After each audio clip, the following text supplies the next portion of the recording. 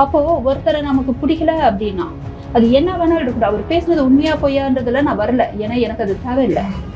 யாராவது கம்ப்ளைண்ட் கொடுத்துருக்காங்களா, இல்ல யாராவது பெண் அதிகாரிகள் கம்ப்ளைண்ட் கொடுத்துருக்காங்களா அந்த சீனியர் ஆபீசர் மேல? எதுவுமே இல்லாம டக்குன்னு ஒரு அவதூறு. அது அவர் சீனியர் ஆபீசரை ஒரு வேலை அவதூறு பண்ணணும்னு நினைச்சு பேசியிருக்காரு என்னன்னு தெரியாது. இல்ல அவதூறு நினைக்கிறீங்களா மேம்? ஏன்னா எல்லாத்தையும் டாக்குமெண்ட்ஸ் வச்சு தான் பேசுவாங்க, நீங்களும் சொல்லிட்டு தான். இந்த ஒரு விஷயத்துல என்ன டாக்குமெண்ட் இருக்கு நீங்க சொல்லுங்க. இப்போ ஷவுக்கு சங்கர் நம்ம பேசும்போதே பார்த்தீங்கன்னா, நீங்கள் அடுத்தது வந்து ஃபெலிக்ஸ் வந்துட்டு எனக்கு வந்துட்டு மெசேஜ் பண்ணியிருந்தாங்க அப்படின்னு நீங்கள் சொல்லியிருந்தீங்க மேம். இணையத்தில் வந்துட்டு பார்த்துருந்தா நீங்கள் ஷேர் பண்ணியிருந்தீங்க. என்ன மேம், என்ன பின்னணி, என்ன நடந்துச்சுங்க? சிலர் தான் அங்கே போயிட்டு நின்று நம்ம வந்து கார்னர் பண்ணி கேட்குறது அப்படின்னு வைங்களேன். ஆனால் அவர் வந்துட்டு இல்லை நீங்கள் ஆஃபீஸ்க்கு வாங்க, நேரில் பேசலாம்னு சொல்லும்போது எனக்கு கொஞ்சம் அன்கம்ஃபர்டபுளாக இருந்தது. ஏன்னா எது பேசினாலும் ஃபோனில் பேசலாம், என் நம்பரை நான் அப்புறம் ஷேர் பண்ணேன். இது எல்லாமே மெசஞ்சரில் நான் கொடுத்து உங்கள் சேனல் எல்லாமே தெரியுமே. ஆதாரம் இருக்குங்களா? எல்லாமே இருக்கே.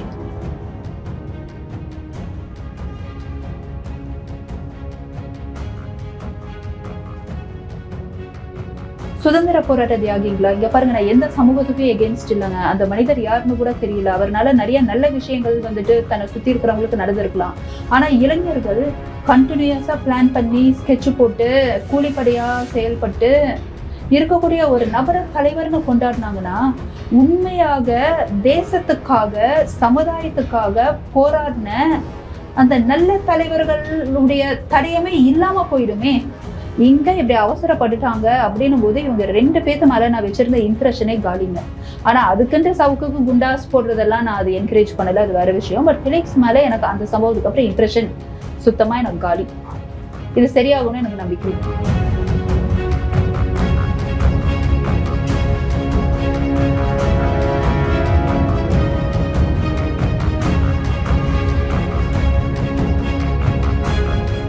ஐஎன்டி தமிழர்களுக்கு வணக்கம். இன்றைய சிறப்பு நேர்காணலில் நம்முடன் இணைந்திருப்பவர் பன்முகத்தன்மை கொண்ட டாக்டர் ஷீபா லூர்தாஸ் அவர்கள். வணக்கம் மேடம்.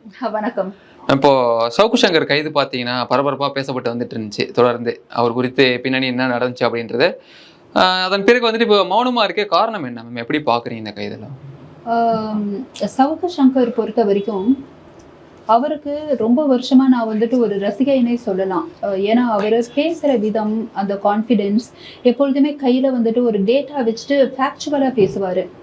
அப்போ என்னன்னா, ஒருத்தர் ரொம்ப நாலேஜபிளாக பேசும்போது நிறைய அந்த கண்டென்ட், அதாவது எப்படின்னா ஃபேக்சுவல் கண்டென்ட்டை கொடுக்கும்போது நமக்கு ஆட்டோமேட்டிக்காக அவங்க மேலே ஒரு ஈர்ப்பு வரும். சரி, இவங்களை நம்ம ஃபாலோ பண்ணணும். இப்போ நம்ம பப்ளிக் லைஃப்பில் நம்மளும் பேசுகிறோம், நிறைய இடங்களில் கருத்து கொடுக்குறோம், எங்கெங்கெல்லாம் சமூக சீர்திருத்தம் தேவைப்படுதோ குரல் கொடுக்குறோன்னும் போது அந்த மாதிரியான நபருடைய ஒரு ரசிகையாக இருந்த ஒரு நபர் தான் நான்.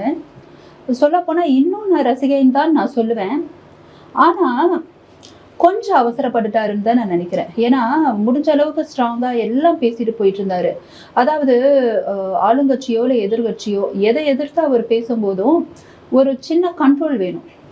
அவர் வந்து நிறைய டாக்குமெண்ட்ஸ் வச்சுட்டு நிறைய வழக்குகள் கூட சந்திச்சாருன்னு நினைக்கிறேன். G2 ஏதோ போட்டிருந்தாங்க. நிறைய வழக்குகளை வந்துட்டு ரொம்ப தைரியமா சந்திச்சுட்டு வந்துட்டு இருக்கக்கூடிய ஒரு நபர் அவசரப்பட்டு வாயை விடுறதுன்றது அது ரொம்ப தவறு. இப்போ அவரெல்லாம் பார்க்கும்போது இப்போ நம்மளா பாதுகாப்பாக இருக்கணுன்ற மாதிரி தான் நமக்கு தோணுது. ஏன்னா நம்ம ரொம்ப ஆதங்கமாக நம்ம மனசை விட்டு நம்ம வந்துட்டு பொங்கி பேசும்போது சம்டைம்ஸ் வார்த்தைகள் ஏதாவது தவறாக போச்சு அப்படின்னா அது நிச்சயமாக அது ஒரு பின்விளைவுகள் ஏற்படுத்தும் அப்படின்றது தான் சவுக்கு சங்கருடைய ஒரு நிலைமை.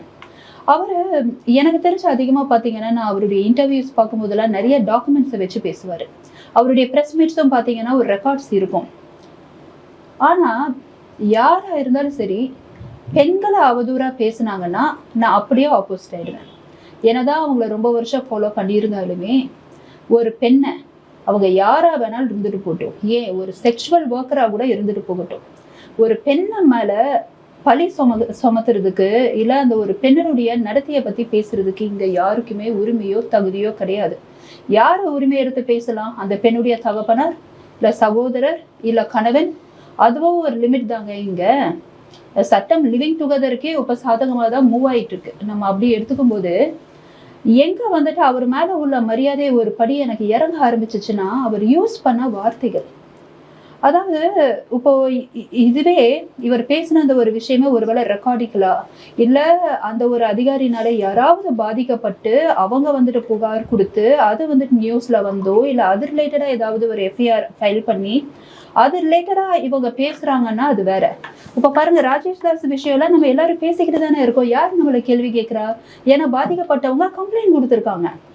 சோ இது வந்துட்டு எல்லாருக்குமே தெரிஞ்ச விஷயம், என்னென்ன நடந்துகிட்டு இருக்கு அப்படின்றது. அதனால ராஜேஷ் தாஸ் அவரை பத்தி பேசுறதுல நம்ம, ஏன்னா நடந்த விஷயம், அது டாக்குமெண்ட்ஸ் எல்லாம் நம்ம பார்த்துக்கிட்டு இருக்கோம், கோர்ட் ஆர்டர் காப்பீஸ்ல இருக்கு, அது ஓகே. பட் எதன் அடிப்படையில பேச முடியும்? அப்போ ஒருத்தரை நமக்கு பிடிக்கல அப்படின்னா அது என்ன வேணாலும் இருக்கட்டும், அவர் பேசுனது உண்மையா பொய்யான்றதுல நான் வரல, ஏன்னா எனக்கு அது தேவையில்லை. யாராவது கம்ப்ளைண்ட் கொடுத்துருக்காங்களா, இல்லை யாராவது பெண் அதிகாரிகள் கம்ப்ளைண்ட் கொடுத்துருக்காங்களா அந்த சீனியர் ஆஃபீஸர் மேலே? எதுவுமே இல்லாம டக்குன்னு ஒரு அவதூறு, அது அவர் சீனியர் ஆஃபீஸரை ஒரு வேலை அவதூறு பண்ணணும்னு நினைச்சு பேசியிருக்காரு என்னன்னு தெரியாது. இல்ல அவதூறுன்னு நினைக்கிறீங்களா மேம்? ஏன்னா எல்லாத்தையும் டாக்குமெண்ட்ஸ் வச்சு தான் பேசுவோம், நீங்களும் சொல்லிட்டு தான் இல்லைங்க, இந்த ஒரு விஷயத்துல என்ன டாக்குமெண்ட் இருக்கு நீங்க சொல்லுங்க. வேற யாராவது கேஸ் ஃபைல் பண்ணிருக்காங்களா? அவருக்கு கிடைத்திருக்கலாம் தகவல், இந்த மாதிரி இருக்கலாம். தகவல் கிடைச்சிருந்ததுன்னா ஃபர்ஸ்ட் இந்த மாதிரி அரெஸ்ட் பண்ண போறோம்ல தெரிஞ்சு அவரை வந்துட்டு இன்னொரு இடத்துல போய் பிடிக்கிறாங்க, புரியுதுங்களா? இவரை பிடிச்ச உடனே ஃபெலிக்ஸ் டெல்லி வரைக்கும் போய் கம்ப்ளைண்ட் பண்றதுக்கு போறாங்க. இவ்வளவு வந்துட்டு அவங்களை டிஃபெண்ட் பண்ணணும்னு நினைக்கிறவங்க அவங்களுக்குள்ள ஆதாரங்களை பப்ளிஷ் பண்ணியிருப்பார்ல, சவுக்கு பண்ணியிருப்பாரு. எதுக்கு எடுத்தாலும் கமிஷனர் ஆஃபீஸ் போயிட்டு வெளியே வந்து நின்று, இல்லை யூடியூப் வீடியோலாம் வந்துட்டு உள்ள இருந்து ப்ரெஸ் மீட் கொடுக்க முடியாது, மெயின் ஸ்ட்ரீம் தான் அலோவ் பண்றாங்கன்னு வெளியே அந்த காம்பவுண்ட் சவுத்தில் நின்று அவர் வந்துட்டு ப்ரெஸ் மீட் கொடுக்கக்கூடிய ஒரு நபர் ரெக்கார்ட்ஸ் இருந்ததுன்னா பேசியிருந்திருக்கலாம்.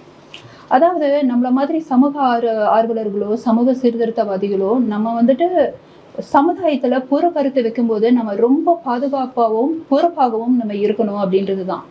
பெண்கள் இந்த நவீன உலகத்துல வளர்ந்துட்டு இருக்கக்கூடிய காலகட்டத்துல ஒரு பெண்ணை வந்துட்டு சப்ரஸ் பண்ணக்கூடிய எந்த விஷயத்தையும் நான் பொறுத்துக்க மாட்டேன். அந்த விஷயத்துல எனக்கு வந்துட்டு சவுக்கு அவங்க மேல வந்துட்டு ஒரு மிகப்பெரிய வருத்தம். அவர் பேசின விஷயத்துக்கு அவர் மேல கேஸ் ஃபைல் பண்ணி அவர் உள்ள போயிருக்காரு அப்படின்றது அது ஒரு நியாயமான விஷயமா நினைக்கிறேன். ஆனா இந்த குண்டாஸ்ன்ற அந்த ஒரு விஷயம் மட்டும் அது வந்துட்டு அவருக்கு பொருந்துமான்றது எனக்கு அது தெரியல. ஏன்னா இது வரைக்குமே பாத்தீங்கன்னா அவரு அரசாங்கத்துக்கு எகெயின்ஸ்டா 1000 பேசியிருக்காரு. அதுக்குன்ட்டு ஒரு அரசாங்கம் இல்லை, அவர் பல அரசாங்கத்துக்கு எகெயின்ஸ்ட் மாறி மாறி பல விஷயங்கள்லாம் பேசியிருக்காரு, ஸ்ட்ராங்கா பேசியிருக்காரு. எப்படி இருந்தாலுமே ஒருத்தர் சமூக கருத்தை சொல்லும் போது வார்த்தையை விட்டுட்டாங்க, அது தவறான விஷயம், அதுக்காக கேஸ் ஃபைல் ஆயிருக்குன்றதுல ஓகே. குண்டர் சட்டம்ன்றது அது ஒரு மிகப்பெரிய அடக்குமுறையா தான் நான் பாக்குறேன். ஏன்னா குண்டர் சட்டம்ன்றது எதனால, ஒருத்தர் குண்டரா இருக்காங்க, இல்ல அவங்கனால ஏதாவது லா அண்ட் ஆர்டர் இஷ்யூ வருது, இல்ல இந்த மக்களுடைய பாதுகாப்புக்கு ஏதாவது வந்துட்டு குறைகள் இருக்கு அப்படின்னா நம்ம அது ஓகே, இது ஹேபிச்சுவல் அஃபெண்டர், இவங்க மேல வரிசையா அந்த மாதிரி கேசஸ் இருக்கு அப்படின்றது போடலாம். இது கொஞ்சம் மனசுக்கு கொஞ்சம் லைட்டா வருத்தமான ஒரு விஷயம். பட் இன்னும் அந்த ஃபைனல் 3வது நீதிபதியுடைய தீர்ப்புக்காக நம்ம வெயிட்டிங் அப்படின்றத அதை நம்ம கொஞ்சம் பாசிட்டிவா இருக்கலாம். இல்ல அந்த 2 நீதிபதிகள் விசாரிக்கும் போதே வெளியில இருந்து எனக்கு அழுத்தம் வந்ததாக வந்துட்டு அழுத்தம் வரும். இப்ப நான் ஒண்ணு சொல்றேன் பாருங்க, இவரு இத பத்தி பேசுறாரோ பேசலையோ, நீங்க ஒரு சாமானியன், நான் ஒரு சாமானியன், நம்ம 2 பேரும் நல்லா பேசிட்டு இருக்கோம், புலம்பிக்கிட்டு இருக்கோம்.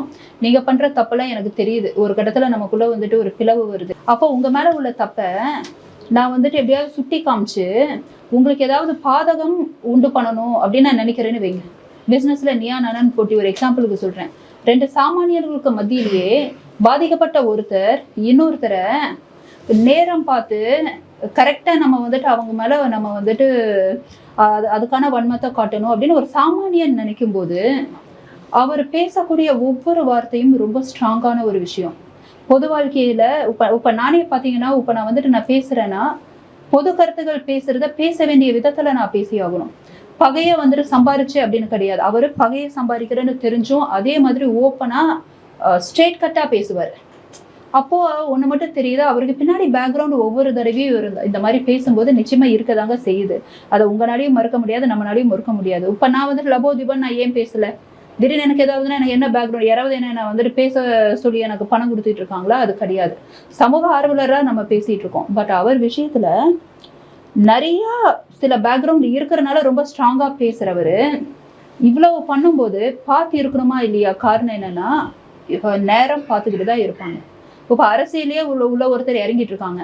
ஒருத்தர் எப்ப தப்பு செய்வாங்க, ஆப்போசிட் அரசியல்வாதி அவங்க மேல பழி சொல்றது, குறை சொல்றது, ஏன் ஹனி டிராப் வச்செல்லாம் பல சம்பவங்கள்லாம் நடந்து அவங்கள டிஃபேம் பண்றதுன்னு இவ்வளவு நடக்கக்கூடிய இந்த மாதிரியான அரசியல் சார்ந்து பயணம் செஞ்சுட்டு இருக்கக்கூடிய இந்த சமுதாயத்துல ஸோ இந்த மாதிரி ஒரு சாமானியர்களுக்கு மத்தியிலேயே வந்து பாத்தீங்கன்னா கரெக்டான டைம் பார்த்து நான் உன்னை பழி வாங்குறேன், உன்னுடைய பலவீனம்லாம் எனக்கு தெரியும்னு இருக்கும்போது பெரிய பெரிய ஆட்களினுடைய அந்தரங்க விஷயத்த அசால்ட்டா வந்து கேமரா முன்னாடி பேசும்போது சிலதெல்லாம் அவர் வந்துட்டு நிச்சயமா டாக்குமெண்டலா பேசுற அந்த விஷயங்கள்லாம் நான் எப்பொழுதுமே என்கரேஜ் பண்ணியிருக்கேன். ஆனா சிலதெல்லாம் பார்த்தீங்கன்னா பர்சனல் அட்டாக் பண்றக்கூடிய வீடியோஸும் பார்த்துருக்கேன்.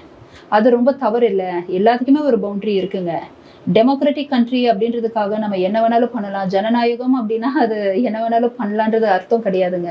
எதுனாலும் அதுக்குன்னு ஒரு வரைமுறை இருக்கு. அப்படின்னும் போது இவர் பெரிய பெரிய ஆட்களை ஒரு லிமிட்டை தாண்டி பண்ணும்போது நிச்சயமாக இவருக்கு தண்டனை கிடைக்கணும், இல்லை இவருக்கு ஒரு அழுத்தம் கொடுக்கணும் அப்படின்னு பாதிக்கப்பட்டவங்க ட்ரை பண்ணதான் செய்வாங்க. ஒருவேளை ஒரு நபரால நான் பாதிக்கப்பட்டிருக்கேன், இப்போ அந்த நபர் வந்துட்டு உள்ள இருக்காங்கன்னா நான் என் சைட் நான் முயற்சி பண்ணி அந்த நபர் வெளியே வரக்கூடாதுன்னு தானே நான் பார்ப்பேன்.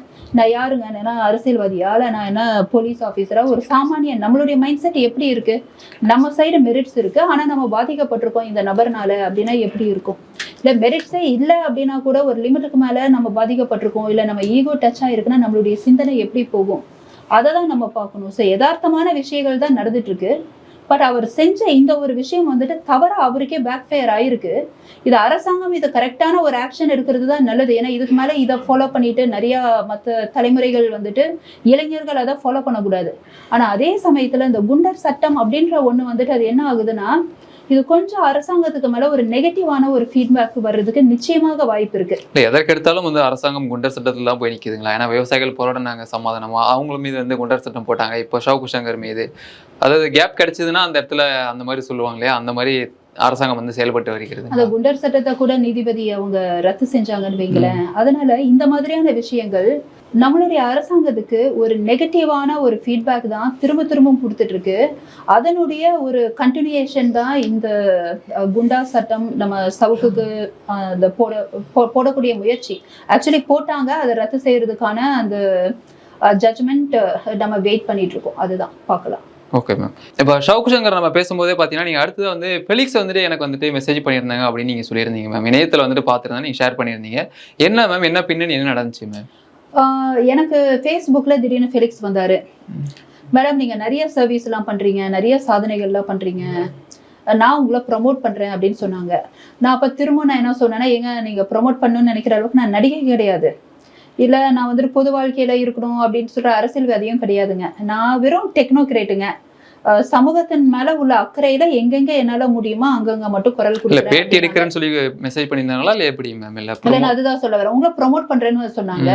அதுக்கப்புறம் நான் இதை சொன்ன உடனே அவங்க என்ன சொன்னாங்கன்னா, இல்லைங்க நீங்க கிறிஸ்டியனு, நான் எப்பொழுதுமே கிறிஸ்டியன்ஸுக்கு வந்துட்டு நான் அவுட் ஆஃப் த பாக்ஸ் போய் நான் அவங்கள ப்ரொமோட் பண்ணணும், அவங்களுடைய அச்சீவ்மெண்ட்ஸை சாதனைகளை வெளியே கொண்டு வரணும் அப்படின்னு நான் நினைப்பேன் அப்படின்னு சொன்னாருங்க. அது பார்க்குறதுக்கு பார்த்தீங்கன்னா எனக்கு ஏதோ கொஞ்சம் வேலிடாக தான் தெரிஞ்சிச்சு. சரி ஓகே, நம்ம வந்துட்டு ஒருவேளை கிறிஸ்டியன் அப்படின்றதுனால அதனுடைய இது ஃபர்ஸ்ட் ஆக்சுவலி இப்போ மதம் சார்ந்தோ இல்லை சமூகம் சார்ந்தோ ஒருத்தரை ப்ரொமோட் பண்ணணும்னா நான் போகிற ஆள் கிடையாது. பட் அவர் கொஞ்சம் மென்மையாக தான் அணுகுனாரு, எல்லாமே மெசேஜில் தான் நடந்ததுங்க. அப்புறம் போக போக என்னன்னா, நான் அவர் சொல்றாரு நான் இப்போ கோயம்புத்தூர்ல இருக்கேன், நாளைக்கு வந்துடுவேன், ஆஃபீஸ்க்கு வாங்க அப்படின்னாரு. நார்மலி எவ்வளவோ காணொலிகளுக்கு நம்ம போகிறோம் வரோம். முன்னாடியே வந்துட்டு எப்படின்னா அவங்க என்ன வந்துட்டு இன்டர்வியூ எடுக்கிறாங்கன்றதை தனியாக அவங்க ஆஃபீஸில் உட்காந்துட்டு யாரும் பேசிக்கிட்டுலாம் இருக்க மாட்டோங்க. அதுக்கெல்லாம் இங்கே யாருக்குமே டைம் கிடையாது. முன்னாடியே ஃபோனில் சொல்லுவாங்க, மேடம் இது நீங்கள் வர முடியுமா, இந்த டைம் அவைலபிளா, இதை பற்றி பேச முடியுமா, உங்கள் கருத்து என்னன்னு சொல்லி தான் கூப்பிடுவாங்க. சிலர் தான் அங்கே போயிட்டு நின்று நம்மளை வந்துட்டு கார்னர் பண்ணி கேட்குறது அப்படின்னு வைங்களேன். ஆனால் அவர் வந்துட்டு இல்லை நீங்கள் ஆஃபீஸ்க்கு வாங்க, நேரில் பேசலாம்னு சொல்லும்போது எனக்கு கொஞ்சம் அன்கம்ஃபர்டபுளாக இருந்தது. ஏன்னா எது பேசினாலும் ஃபோனில் பேசலாம், என் நம்பரை நான் அப்புறம் நான் ஷேர் பண்ணேன், இது எல்லாமே மெசஞ்சரில் நான் கொடுத்து உங்கள் சேனல் எல்லாமே தெரியுமே, ஆதாரம் இருக்குங்களா? எல்லாமே இருக்கே, உங்கள் சேனலுக்கே அமுச்சு விட்ருக்கேன், உங்கள் சேனல் எம்டிக்கே தெரியும், உங்கள் சேனல் ஹெட்டுக்கே தெரியுங்க, என்ன அந்த ஸ்னாப்ஷாட்ஸ் எல்லாம் இருக்கு.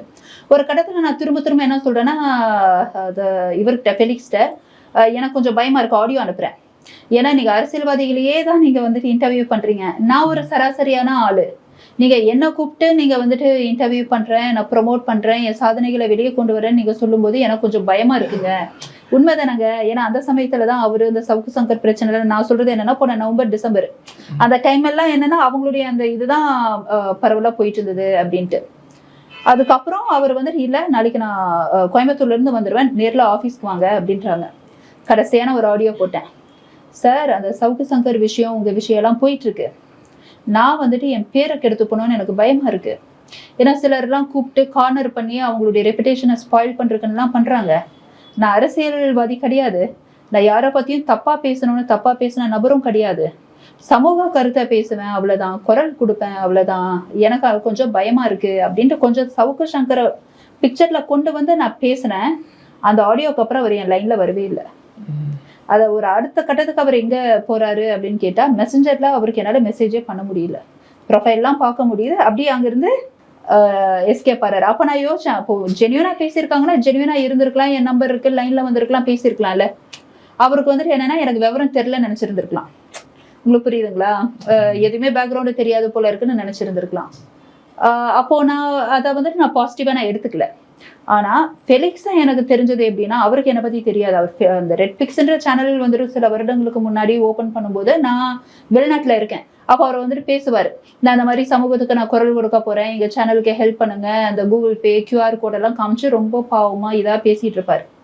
ஓகேங்களா? அப்படி தான் நான் அவரை பார்த்துட்டு ஒரு நல்ல ஒரு பாசிட்டிவாக போகிறவங்கன்னு தான் நான் அப்படி நினச்சிட்டு இருந்தேன். பட் இந்த சம்பவம் நடந்ததுக்கப்புறம் எதுக்கு அவங்களா வரணும், எதுக்கு அவங்களா ப்ரொமோட் பண்ணுறேன், இன்டர்வியூ பண்ணுறேன், நேரில் வாங்க அப்படின்னு கூப்பிடணும். இந்த சவுக்கு சங்கர் விஷயம் இல்லைங்க, எனக்கு கொஞ்சம் பயமாக இருக்குது அப்படின்னு நம்ம கொஞ்சம் சொல்லும் போதே அப்படியே ஆள் எதுக்கு அப்படியே எஸ்கேப் ஆகிற மாதிரி மூவ் ஆகணும் அப்படின்றது எனக்கு கொஞ்சம் ஒரு மாதிரி ஃபிஷியாகவே இருந்தது.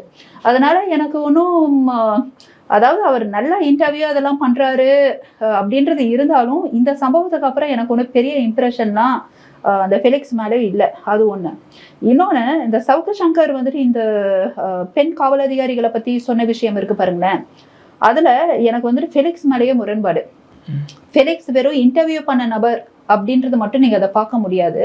அந்த எக்ஸாக்ட் லைன் அவர் பேசும்போது அவர் என்ன வந்துட்டு அழகானவரா, இந்த பெண்கள்லாம் வந்துட்டு அப்படியே இந்த இதில் விழுகிறதுக்கு அப்படின்னு சொல்லும்போதே இவர் அது கூட வசப்பாடி இருப்பார். என்னென்ன வசப்பாடி இருப்பானா, இல்லை ப்ரொமோஷனுக்காக கெஸ்ட் வாயிலிருந்து சில விஷயம் வந்துட்டு இவர் கேட்டுட்டு இருக்கிறது வேற. நல்லா புரிஞ்சுக்கோங்க. இந்த கெஸ்ட் பேசும்போதே இவர் எடுத்து கொடுக்குறாரு. நீங்க அதை நல்லா கேட்டு பாருங்க. அப்போ இவர் வாயிலிருந்து வரும் ப்ரொமோஷனுக்காக. அது எப்படி அந்த கருத்து ஒரு ஆங்கர் வாயிலிருந்து வரலாம்? தொகுத்து வழங்குறவங்க நியூட்ரலா இருக்கணும், கரெக்டுங்களா? கெஸ்ட்டுக்கு ஒரு கருத்தை சொல்றாங்கன்னா அந்த கருத்தின் அடிப்படையில எனக்கு கேட்கலாம். இவர் வந்து ஜட்ஜ் பண்ணியிருக்காருன்னு தானே அர்த்தம், பெண் காவல்துறையை வாயிலிருந்து, இல்ல ப்ரொமோஷனுக்காக அப்படின்னு சொன்னது.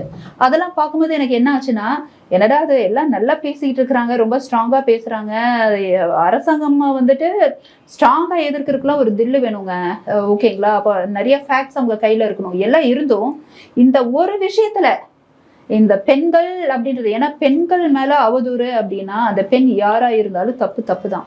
இங்க இப்படி அவசரப்பட்டுட்டாங்க அப்படின்னும் போது இவங்க 2 பேத்து மேல நான் வச்சிருந்த இம்ப்ரெஷனே காலிங்க.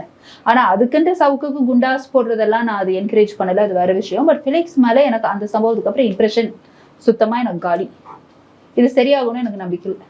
இப்போ சமீபத்தில் பார்த்தீங்கன்னா நெல்லை மாவட்டத்தில் ஒரு சம்பவம், ஒரு இளைஞர் வந்து தீபக் ராஜா, அவர் வந்து வெட்டி படுகொலை செஞ்சதை வந்துட்டு ஒரு வாரம் கழிச்சு தான் ஒரு உடலை வந்துட்டு பெற்று அதுக்கப்புறமா ஊர், அதாவது பார்த்தீங்கன்னா அடக்கம் பண்ண போகிறப்போ ஒரு பெருந்திரள் கூட்டமாக வந்துட்டு கலந்துட்டாங்களே, என்ன காரணம்? ஒன்றும் காரணம் இல்லை. நம்ம சமுதாயம் கெட்ட குட்டிச்சவர் ஆகிட்டு இருக்குன்னு அர்த்தம். நீங்கள் புரிஞ்சுக்கோங்க. ஒத்த பக்கம் மக்கள் வந்துட்டு ஜாம்பி மாதிரி போதையை எடுத்துக்கிட்டு ஒரு பக்கம் சுற்றிக்கிட்டு இருக்காங்க. இன்னொருத்த பக்கம் பார்த்தீங்கன்னா, நான் ஆண்ட பரம்பரை, அதாவதுங்க தலைவர்களை கொண்டாடணுங்க, அதில் வந்துட்டு மாற்று கருத்தே கிடையாதுங்க. ஆனால் கொலையாளிகள் கண்டினியூஸாக கொலை, பணம் வாங்கிட்டு கொலை, சமூகத்துக்காக கொலை, இதை வந்துட்டு மக்கள் இவங்கள தலைவராக ஏற்றுக்கிட்டு அவ்வளோ கூட்டம் சேர்ந்துட்டு ஒரு 3-4 மணி நேரம் டிராஃபிக் ஃபார்ம் ஆகிங்க அவங்களுடைய அந்த உடம்ப அந்த ஒரு செரிமனி நடக்கிற வரைக்கும். இப்போ குறிப்பாக பார்த்தீங்கன்னா தென் மாவட்டத்தில் வந்து இந்த கூலிப்படை கலாச்சாரம் அண்ட் ப்ளஸ் பார்த்தீங்கன்னா ஜாதி கலவரம் அதிகரிக்க காரணம் என்ன? அரசு வந்து நடவடிக்கை எடுக்க தவறி இருக்குதா மேம் எல்லா இடத்துலையுமே? அதாவதுங்க, சட்டம் அப்படின்றது கொஞ்சம் திருத்தப்படணும்னு சொல்ற அளவுக்கு நம்ம பெரிய ஆள் கிடையாது. ஆனால் சட்டம் வந்துட்டு நிச்சயமா அமன் செய்யப்படணும்னு நான் நினைப்பேன்.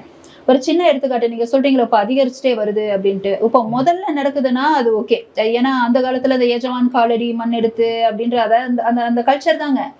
ஆனா நம்ம வந்துட்டு நவீன காலத்தில் வளர்ச்சி அடைஞ்சிட்டு இருக்கும்போது இது நடக்குதுன்னா ஒரே ஒரு காரணம், சட்டங்கள் அதே மாதிரி நம்ம வந்துட்டு வச்சுட்டு இருக்க கூடாது. இப்ப பெண்கள் விஷயங்கள்ல பாத்தீங்கன்னா இந்த பாலியல் வன்கொடுமைக்கெல்லாம் போக்சோ ஆக்ட்லாம் இப்போ இந்த 10 வருஷத்துல கொண்டு வந்திருந்தாங்க. அந்த மாதிரி ஜாதிய ரீதியா ஒருத்தர் கொலை பண்ணிட்டு உள்ள வராங்க, கொலை பண்ணிட்டேன்னா நான் கூலிப்படைகள் மூலமா தான், எதுவும் டைரக்டா நடக்கிறது இல்லைன்னு வைங்களேன், அதுகளுக்கான சட்டம் வந்துட்டு ரொம்ப ஸ்ட்ராங் செய்யப்படணும். ஃபர்ஸ்ட் அவங்களுக்குலாம் பெயில் கிடைக்க கூடாதுங்க.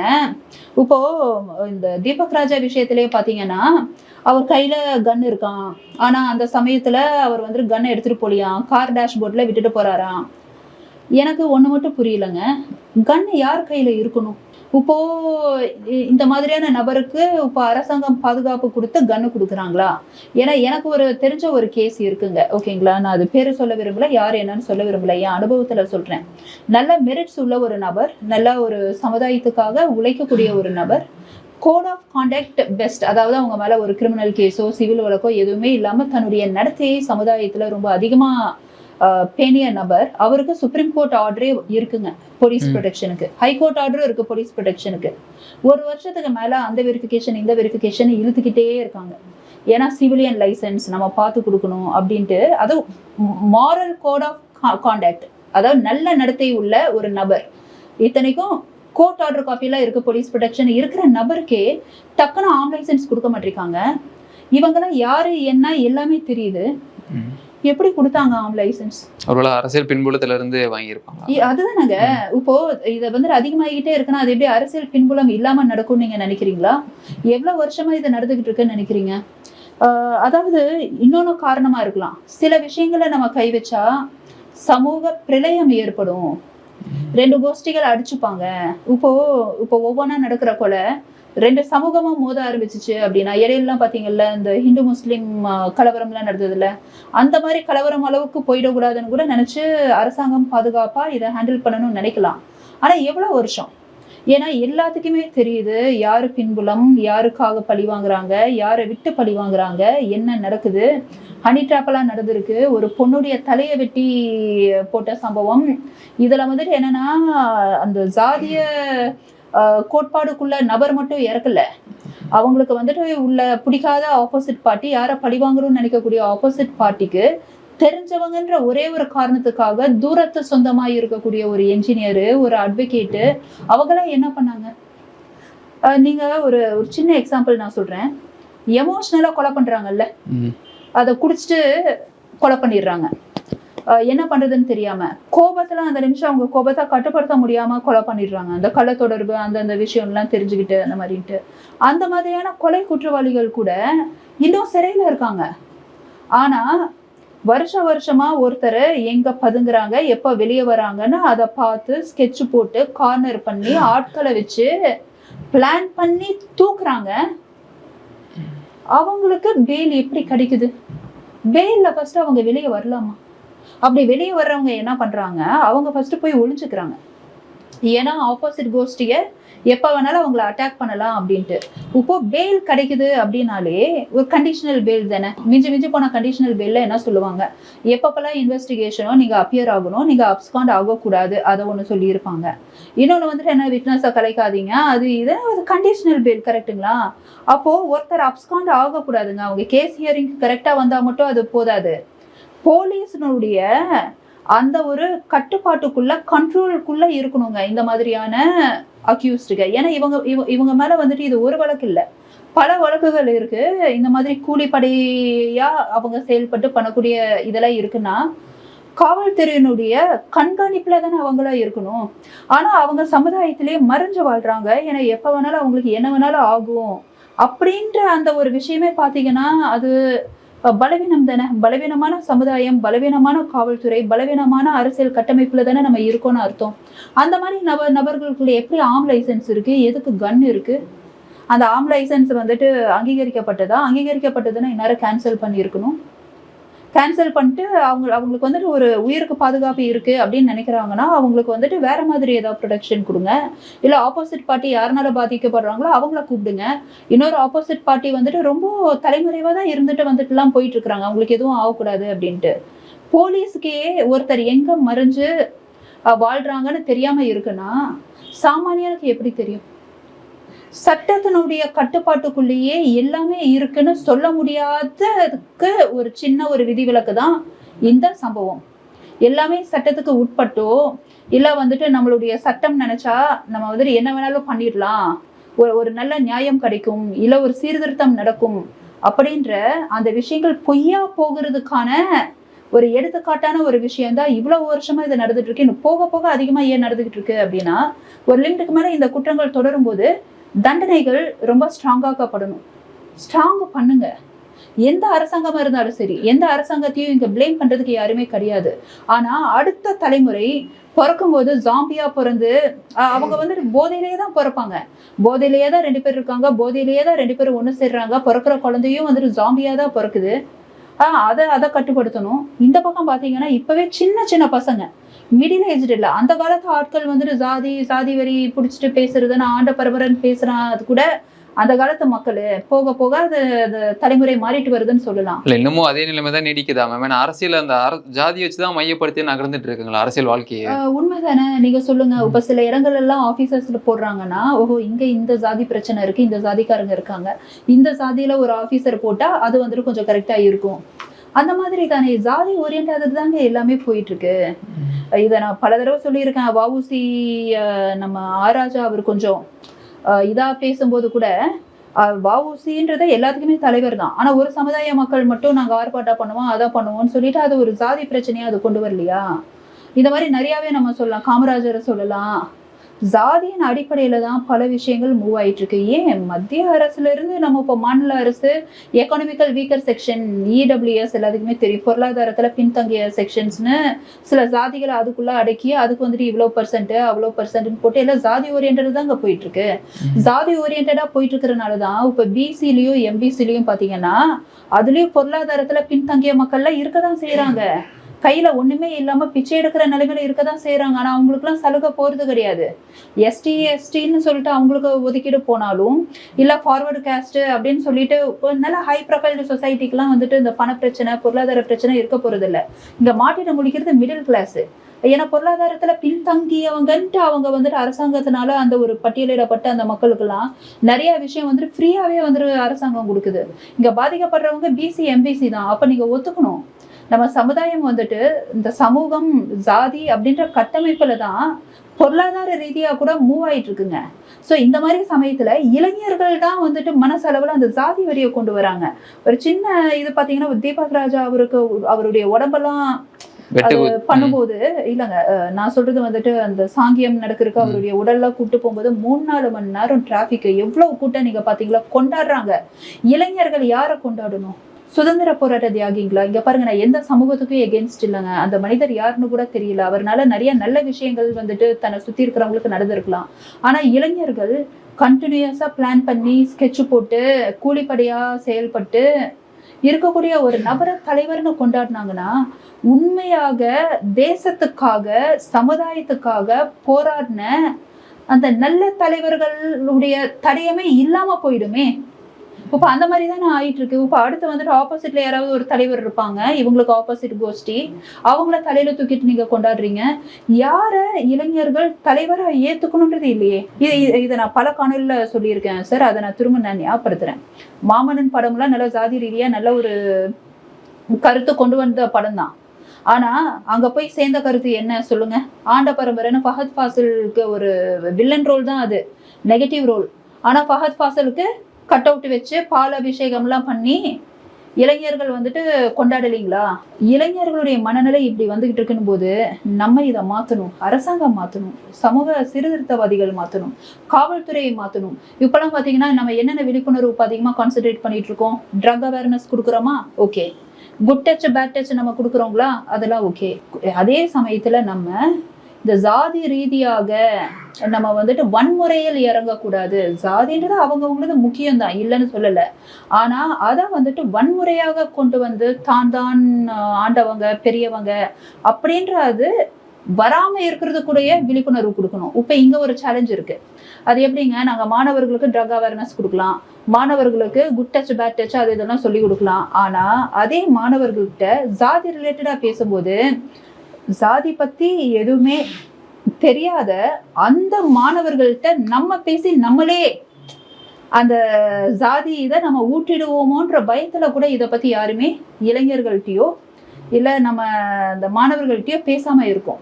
ஆனா இப்போ அதுக்கான விழிப்புணர்வு நம்ம இளைஞர்களுக்கும் மாணவர்களுக்கும் கொடுக்க வேண்டிய கட்டாயத்துல தான் நம்ம எல்லாமே இருக்கோன்றதுக்கான எடுத்துக்காட்டு தான் இந்த தீபக் ராஜா வழக்கு. இப்போ அதிகமாக நம்ம இதை தானே பண்ணியாகும். நம்ம என்ன பண்ண முடியும்? அரசாங்க ஆக்ஷன் எடுக்கணும், காவல்துறை என்ன பண்ணணும், யாரெல்லாம் எல்லாத்துக்குமே தெரியும் யாரெல்லாம் இதில் இன்வால்வ்டுன்னு. எல்லாரும் எங்க இருக்காங்களோ ஒன்றிணைங்க, உட்கார வச்சு பேசுங்க. இல்ல இது வந்துட்டு கட்டுக்குள்ளேயே வராதுன்னு நினைச்சாங்கன்னா இவங்க எல்லாமே குற்ற பின்னணி உள்ள ஆட்கள் எல்லாத்தையும் உள்ள ஜெயில போடுங்க. இல்லை ஏதாவது வந்துட்டு ஒரு ஸ்பெஷல் கமிஷன் ஃபார்ம் பண்ணுங்க. இந்த ஒரு கேஸ்க்கு இவ்வளோ வருஷம் போயிட்டு இருக்கு, ஒரு ஸ்பெஷல் கமிஷன் ஃபாலோ பண்ணுங்க. ஏதாவது ஒரு சீனியர் ஐஏஎஸ் ஆஃபீஸர் அதை ஹெட் பண்ணிட்டு அதை வழி நடத்தட்டும். இது கொஞ்சம் ஹையர் லெவல்ல கொண்டு போய் இது அப்படி மாதிரி பண்ணா இதுக்கு மேலே கண்டினியூ ஆகக்கூடாது. அப்படின்னா இதை இங்கேயே நிறுத்தணும். அது காவல்துறையினாலையும் நல்ல ஒரு அரசாங்க கட்டமைப்புனால தான் முடியும்.